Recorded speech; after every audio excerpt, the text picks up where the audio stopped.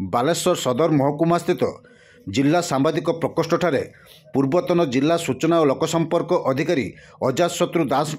17तम श्राद्धवार्षिकी उपलक्षे स्मृति सभा अनुष्ठित हो जाइछि। अजातशत्रु दास स्मृति कमिटी पक्षर आयोजित यह सभारे मुख्य अतिथि भाव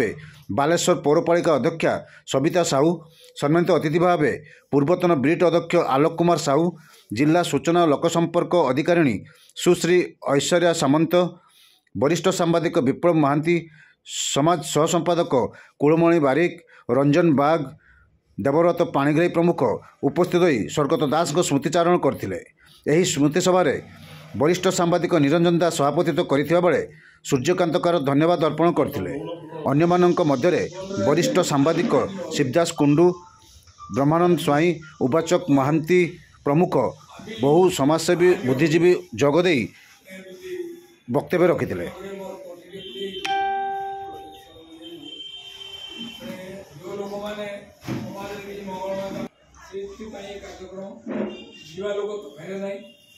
गुणगान करा जाए भल कार्य गुड़ाक आम से स्मृतिपट लिखे पार तेणु कहते जो काल जो था से भी चलीगले से प्रत्येक वर्ष ये आज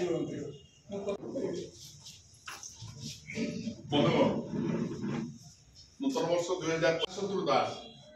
ये जो माँ बापा नाम देते प्रकृति से अजातशत्रु दास से बहुत लोग को थैथान कर दी सिनेमा ठीक अच्छे जहाँ भी हो आम जिलार विकास कार्य गोटे स्वतंत्र परिचय सृष्टि स्वतंत्र परिचय थिला से कर महोदय आज आम निर्देशक अच्छा बोधे समवायी संस्था भी सारा सी पहुंचती दादा प्रवीण बाबू पहुंचती ये शुभेन्दु बाबू आसलानी, कुलमणि बाबू आसलानी, कुंड बाबू तो अच्छा, गगन बाबू भी से बसी समस्त आसी हिमांशु दास एम समस्त अच्छा सर्वोपरि आम पद्मांचल लेखा सी बहुत कथा कह जगत रे रुचि रखा आपण प्रतिभा को अन्य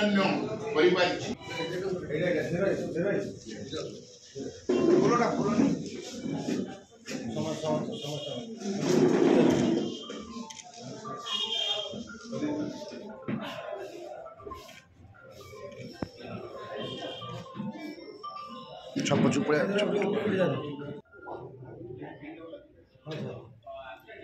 धरते हाँ ठीक अच्छे। अच्छा गवर्नमेंट आम देखा खाद्य महापात्र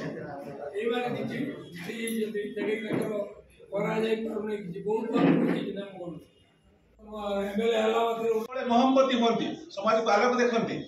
कि वर्तमान समय सरकार माने विज्ञापन आड़े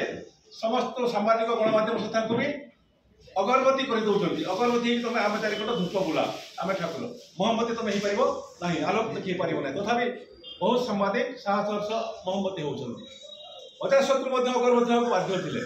कि से महम्मती होते विकासमूलक कार्य मानसिकता थिला।